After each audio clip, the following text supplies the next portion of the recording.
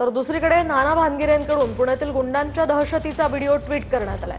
गुंड कोयते हातात घेऊन दहशत निर्माण करत असल्याचा हा व्हिडिओ आहे। पुणे शहरामध्ये पोलिसांचा धाक उरला नसल्याचं नाना भानगिरे म्हणतात। तर कारवाई करणारे पोलीस फक्त चमकोगिरी करत आहेत का असाही सवाल भानगिरेंनी केलाय।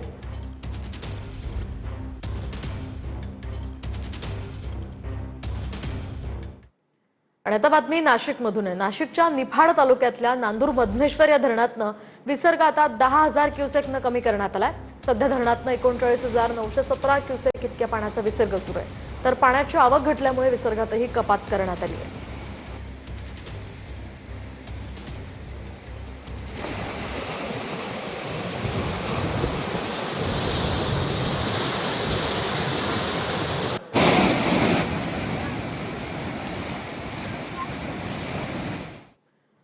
दरम्यान त्र्यंबकेश्वरच्या ब्रह्मगिरी पर्वताखालील जांबाच्या वाडीला धोका निर्माण झालाय। परिसरामध्ये जमिनीला भेगा पडल्यामुळे काही दिवसांपूर्वी याच ठिकाणी भागात दरड सुद्धा कोसळली होती।